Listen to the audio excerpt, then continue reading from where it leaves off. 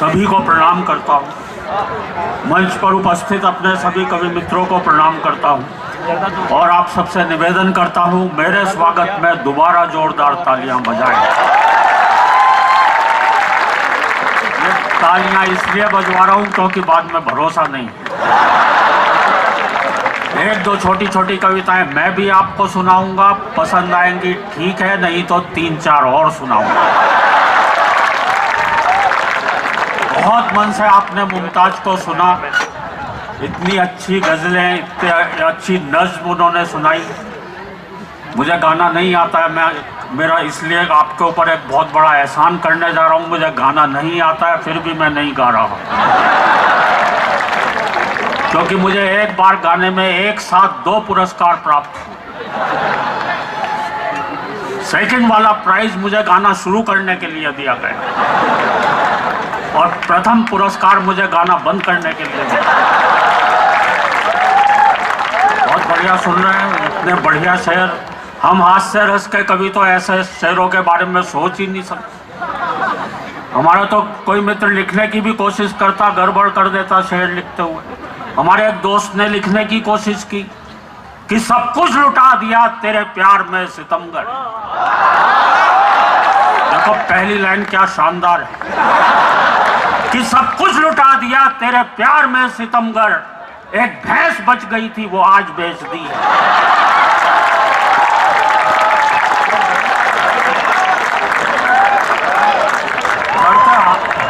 हास्य रस के कवियों से तो इस तरह की गड़बड़ होती रहती। वो मेरे एक दोस्त ने लिखने की कोशिश की, अपनी प्रेमिका से कह रहा है, सीप जैसी खूबसूरत हैं तुम्हारी आंखें। तो क्या शानदार लाइन, सीप जैसी खूबसूरत हैं तुम्हारी आंखें, जी करता है फोड़ के मोती निकाल लूं। बहुत अच्छे, बहुत अच्छे, बहुत अच्छे। और ये शेरो शायरी भाई साहब कभी कभी तो हमें रेडीमेड मिल जाती है। आपने ट्रक देखे होंगे, इतनी सारी शेरो शायरी लिखी होती है। हमारा ये दीपक गुप्ता तो ट्रक पढ़ पढ़ के कवि बन गया। बहुत अच्छे। अभी मैं आ रहा था, मेरे आगे आगे एक मेटाडोर जा रही थी, पीछे एक शेर लिखा हुआ था, शायद ड्राइवर ने अपनी भावनाओं को व्यक्त किया हुआ था। लिखा हुआ था, हम भी प्यार करते थे, चांदनी से दिल लगाने लगे, अपनी किस्मत ही खराब थी, मेटाडोर चलाने लगे। दिल्ली में एक ऑटो के पीछे शेर देख लिया, वो भी बड़ा प्यारा शेर था। लिखा हुआ था, दिल के अरमा आंसुओं में बह गए, दिल के अरमा आंसुओं में बह गए, वो मुस्कुरा कर चल दिए, हम गियर बदलते रहे। बहुत अच्छे, बहुत अच्छे। लेकिन एक बार बहुत जोरदार तालियां बजाएं मुमताज के लिए, आज उसने इतना अच्छा काव्य पाठ आपके बीच में किया। मैं बहुत बहुत बधाई देता हूं। और देश के सर्वाधिक प्रतिभाशाली छात्रों में से छात्र यहाँ पर बैठे हुए हैं। मैं आपके उज्जवल भविष्य की कामना करता हूं और आप सबसे निवेदन करता हूं एक बार फिर मेरे लिए इसी बात पर तालियां बजाएं। बहुत मन से सुन रहे हैं आप, सभी कवियों को बहुत मन से सुन रहे हैं। सही बता रहा हूँ, हर जगह कवियों को इतने अच्छे ढंग से नहीं सुना जाता भाई साहब। कहीं कहीं तो हमें ऐसे उखाड़ने वाले लोग मिलते हैं, कवि अपनी कविता की एक लाइन पढ़ता है, सुनने वाले इतने उस्ताद दूसरी लाइन अपनी तरफ से। बिल्कुल सच्चा किस्सा बता रहा हूँ। दिल्ली में मेरे पड़ोस में कवि सम्मेलन चल रहा था, एक नए नए कवि आए, आते ही उन्होंने कविता की एक लाइन पढ़ी, बोले मेरी मम्मी ने कुत्ते का एक पिल्ला पाला। कभी श्रोताओं में से एक खड़ा हुआ, बोले और उसे मंच पर छोड़ दिया। बहुत अच्छे। ये तालियां बजाने वाली बात नहीं थी, क्योंकि ये कविता मैंने नहीं सुनाई, बहुत अच्छे। किसी और ही कवि ने सुनाई थी, यहाँ पर भी नहीं। पर इस तरह की दिक्कतें अक्सर हमारे साथ आती रहती। हमारे गीतकार गीत पढ़ रहे थे, धरा बेच देंगे, गगन बेच देंगे। तभी एक खड़ा हो गया, बोले भैया ये बता दे फिर कहाँ रहेंगे। तो सारी चीजें बेच दो। और अभी तो मैं पिछले दिनों जेल में गया।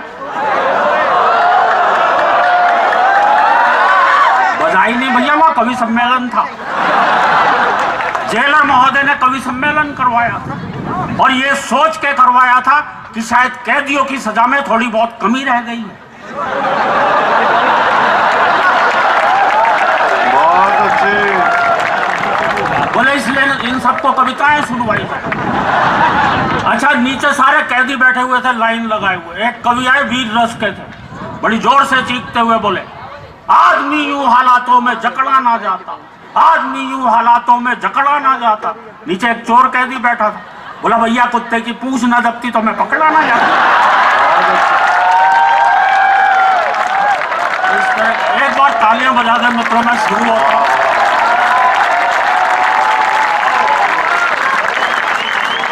वाकई में बहुत कभी तो काफी कुछ बातें हो गई, पाकिस्तान के लिए काफी कुछ कह दिया। हालांकि पाकिस्तान इस लायक नहीं रहा कि उसके बारे में कुछ भी कहा जा सके। जो देश खुद आत्महत्या करने पर उतारू हो, उसकी हत्या करने की जरूरत क्या है। आज अच्छा हुआ आपने कोई ऐसा वीर रस का कवि नहीं बुलवाया, वरना वो आता कि जोर से चीखता, लोग घबरा के ताली बजाया और सीधे पाकिस्तान की छाती पर चढ़ता। यहाँ तो कभी तक किसी ने भी ऐसा नहीं किया, वरना एक ही कवि पाकिस्तान पर भारी पड़ जाता वैसे। अच्छा, वो आता ही पाकिस्तान को निपटाएगा और इस तरह से मतलब हमारी देशभक्ति भी ऐसी है जो पाकिस्तान के अलावा और किसी देश के खिलाफ जागती है।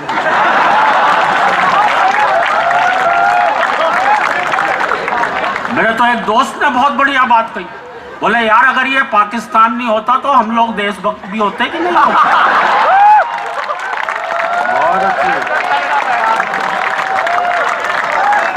हालांकि एक और दोस्त ने उससे भी बड़ी बात कही, बोले अगर हम वाकई में सच्चे देशभक्त होते तो आज ये पाकिस्तान नहीं होता। वाह वाह वाह वाह। आज से रास्ता कवि इस विषय पे अपनी तरह से बात करता है। हुआ क्या, आप लोग बड़े मन से अभी पिछले दिनों एक कवि को सुन रहा था, कविता में कोई बात नहीं भाई साहब, इतनी जोर जोर से चीख चीख के बोले मैं पत्थर को पाषाण बना सकता हूँ। मैं सोचने लगा यार पत्थर और पाषाण तो एक ही चीज है, बना क्या सकता है। मैं पत्थर को पाषाण बना सकता हूँ, मैं मानव को इंसान बना सकता हूँ, मैं मरघट को शमशान बना सकता हूँ, मैं ईश्वर को भगवान बना। अच्छा, ऐसे ही ताली बज गई जैसे आप में से कुछ बजा रहे। कविता में कोई बात नहीं। एक और कवि को सुन रहा था भाई साहब पिछले दिनों, पहली लाइन दूसरी लाइन से मेल नहीं खानी, आते ही चिल्लाया खाली खाली डीजल टंकी तेल चाहिए। मैंने कहा यार ये कौन सी वीर रस की पंक्ति है जिसमें से तेल की जरूरत पड़ गई। दूसरी पंक्ति सुनी भाई साहब, बहुत देर तक हंसा, बोले खाली खाली डीजल टंकी तेल चाहिए, आज मेरे देश को पटेल चाहिए।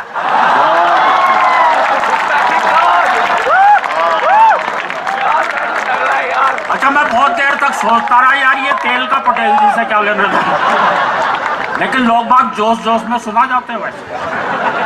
अच्छा, कभी कभी वीर रस की कविता सुन के श्रोताओं में भी जोश आता है। मुझे तो ध्यान है एक श्रोता वीर रस की कविता सुनकर जोश जोश में अपने घर गया, घर जाते ही बोला माँ आज मैं भारत माता का कर्जा चुकाऊंगा, माँ आज मैं तेरे दूध का कर्ज चुकाऊंगा। माँ बोली पहले दूध वाले का चुका के हो जाता। एक कविता विशेष आपको सुनाना चाहता हूँ जी। आपने बड़े मन से सभी कवियों को सुना है, बहुत बहुत साधुवाद देता हूँ इस NIT परिवार को, आदरणीय डायरेक्टर साहब को, बहुत मन से सारे कवियों को सुना है और किसी भी कवि को अभी तक वोट नहीं किया, करना भी मत, क्योंकि अब तो अकेला मैं ही बचा हूँ।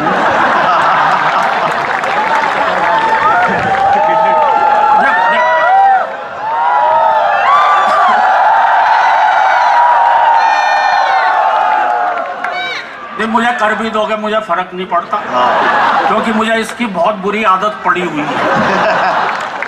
बहुत मन से देखो, कवि बहुत संवेदनशील होता है, उसे कोई नहीं सुने तो उसे बुरा लगता है भाई साहब कि देखो मुझे ही नहीं सुना गया।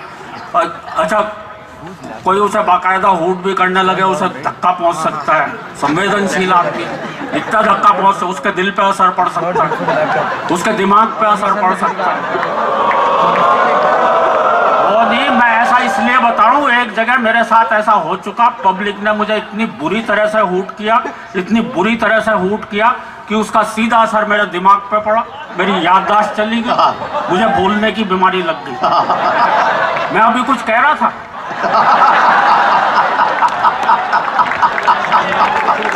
नहीं, बहुत अच्छे। तो जब मुझे भूलने की बीमारी लगी तब मैंने एक कविता लिखी, वो आपको सुनाना चाहता हूँ। वाह। उससे पहले मैं 1 मिनट का एक भाषण आपको सुनाना चाहूंगा, मैं ज्यादा समय बिल्कुल भी नहीं लूंगा आपका। 1 मिनट का एक ऐसा यहाँ पे, तो ये तो आपके परिवार का प्रोग्राम है, कोई नेता वगैरह में नहीं आया, वरना नेता आते हैं भाषण देते। अच्छा, भाषण पे कोई नेता भाषण देने में इतना एक्सपर्ट हो जाता भाई साहब, वो ऐसे विषय पे भी बोल जाता है जिसका उसे कुछ अता पता ना हो। हुआ क्या कि मेरे मोहल्ले में एक वाटर टैंक बना, उसका उद्घाटन करने जो नेताजी आए उन्होंने क्या भाषण दिया, 1 मिनट का भाषण है, आपको आनंद आएगा। बोले, भाइयों, ये जो आप वाटर टैंक देख रहे हैं इसमें वाटर भरा जाएगा। टैंक तो हमारी फौज में भी होते हैं और उसमें वाटर नहीं भरा जाता। वाटर यानी पानी, जैसे नई बात बता रहे हो। पानी 2 प्रकार का होता है, एक साफ पानी, एक गंदा पानी। गंदे पानी में कमल खिलता है, कमल का एक फूल होता है, फूल तो गुलाब का भी होता है, गुलाब के फूल से गुलकंद बनता, गुलकंद पेट साफ करता, और वाटर टैंक से पेट साफ करने तक आ गए। पेट तो खरबूजा भी साफ करता है, खरबूजे को देखकर रंग बदलता है। रंग सबसे बढ़िया जर्मनी के होते हैं, जर्मनी वो जहां हिटलर हुआ था, हिटलर वो जिसने वार की थी। वार 8 प्रकार के होते हैं, सोमवार, मंगलवार। बहुत अच्छे। वार 8 प्रकार के होते हैं, सोमवार, मंगलवार, बुधवार, बृहस्पतिवार, शुक्रवार, शनिवार, रविवार और वर्ल्डवार। वर्ल्ड यानी दुनिया, दुनिया गोल होती है, गोल तो रसगुल्ला भी होता है। रसगुल्ला खाने से प्यास लगती है, प्यास को पानी बुझाता है, पानी को अंग्रेजी में वाटर कहते हैं, और उसी के लिए वाटर टैंक।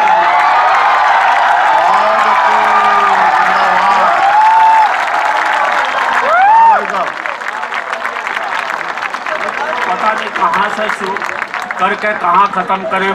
बहुत बहुत आभारी हूँ आपका। बच्चे भी यहाँ पर छोटे छोटे कविताएं सुनने आए हुए हैं, मैं प्रणाम करता हूँ इन बच्चों को।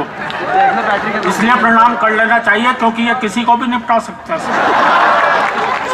मैं किसी जमाने में दिल्ली में पढ़ाता था, एक बार परीक्षा की कॉपी जांच रहा था। बच्चों को अगर किसी सवाल का जवाब नहीं आता हो तो वो क्या कुतर्क दे सकता है।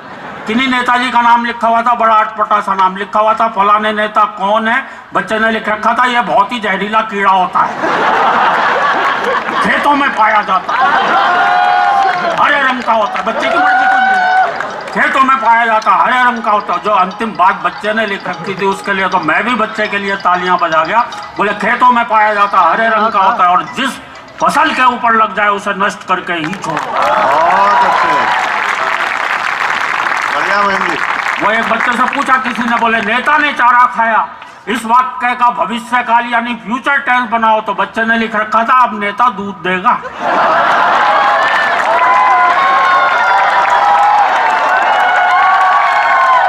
अच्छा, एक बच्चा, उसका भी उस्ताद, उसने उसका भी भविष्य काल लिख रखा था। बोले बाद में वो गोबर भी कर सकता है। बच्चे नहीं छोड़ते भाई, बच्चे तो बच्चे, बच्चियां तक इतनी तेज हो गई। वो एक बच्ची से पूछा किसी ने, बोले राम लक्ष्मण तो ठीक, पर सीता जी वनवास में क्यों गई। तो बच्ची शर्माते हुए बोली सीता जी के वनवास जाने में बहुत बड़ी सीख है, घर में 3-3 सास हो तो जंगल ही ठीक है।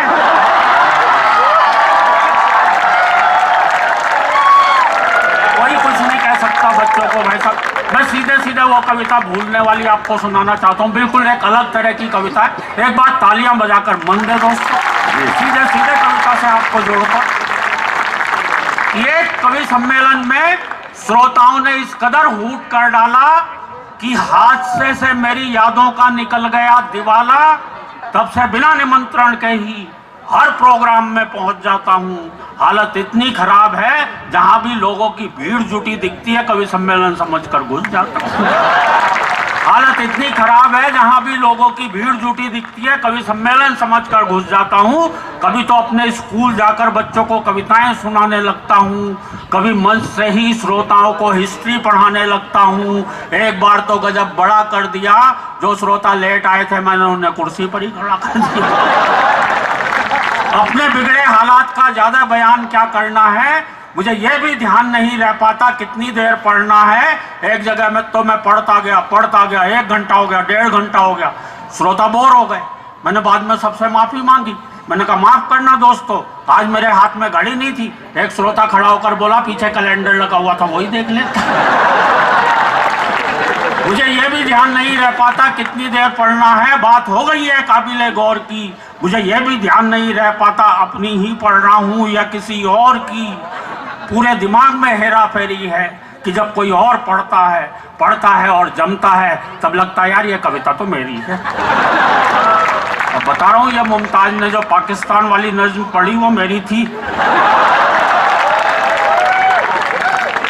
एक जगह मैंने जेब से कागज निकाल के पढ़ना शुरू कर दिया। 5 किलो आटा, आधा किलो नमक डाटा, 6 लाइफ बॉय, 250 ग्राम चाय। एक श्रोता खड़ा हो गया करके हाय, बोले हद हो गई है डिसिप्लिन के अनुशासन की। कविता सुना रहे हैं लिस्ट अपने घर के राशन की। दूसरा श्रोता बोला इसे ही सुनाए जाओ। वाह वाह, और अगली पंक्ति पर आप सभी के हाथ उठने चाहिए दोस्तों।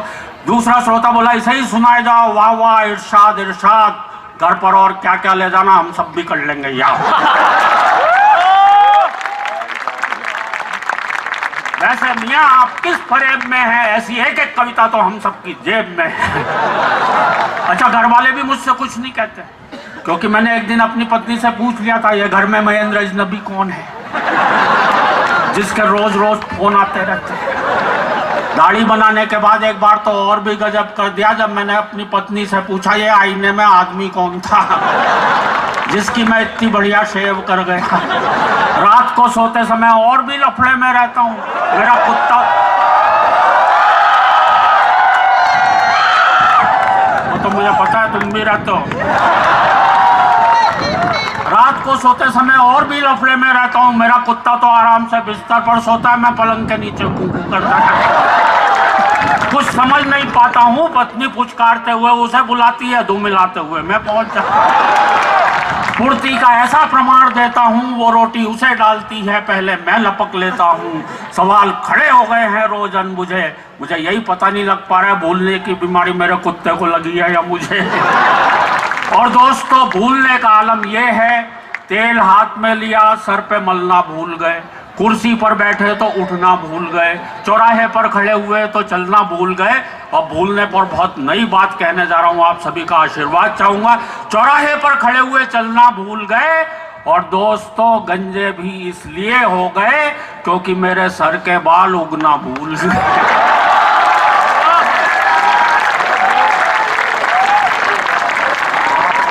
पत्नी बोली एक बार मेरे भरतार हेल्प करा दो, गीले कपड़े ऊपर फैला दो। ऊपर जाते ही दिमाग भटक गया, मैंने कपड़े तो चारपाई पर पटके खुद तार पर लटक गए। टूट गई टांग, डॉक्टर आया, प्लस्तर चढ़ाया। डॉक्टर भी था होशियार, भुलक्कड़ों का सरदार, गजब ही ढा दिया। टूटी दाई टांग थी, प्लस्तर वहीं पर। और मित्रों, भूलने पर इससे बड़ी बात कोई कह नहीं सकता जो मैं क्या कहने जा रहा था, ये तो भूल ही गया। लेकिन दोस्तों, मेरे भूलने पर ज्यादा मत जाइए, कविता समाप्त हो गई है, तालियां बजाइए।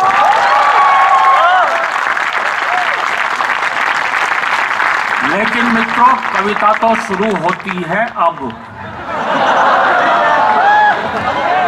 मैं ही नहीं, ये सारे कवि, आप और हम सब न जाने किन ख्यालों में झूले हुए हैं। हम सभी कुछ ना कुछ भूले हुए हैं। हम भूल गए हैं आपस का प्यार, वाह हम भूल गए हैं मेहमान का सत्कार, आए दिन टूटने वाले घर बार, हम भूल गए हैं संयुक्त परिवार। और बता रहा हूं आपको घर घर का संताप, पत्नी आते ही लोग भूल जाते हैं माँ बाप, लोग भूल जाते हैं किसी का एहसान, लोग भूल जाते हैं अपना दीनो ईमान, लोग भूल जाते हैं बीमार माँ की दवा, हम सब भूल चुके गांव की ताजा हवा। और हाय रे टीवी की ऐसी रवानी, बच्चे सब भूल चले दादी नानी की कहानी।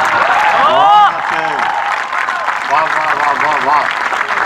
हाय रे टीवी की ऐसी रवानी, बच्चे सब भूल चले दादी नानी की कहानी, राजनीति के हो चले खौफनाक इरादे, नेता जीतते ही भूल गए अपने किए वादे, नफरत का चढ़ चुका ऐसा जुनून है, हम सब भूल गए कि सबका एक जैसा खून है।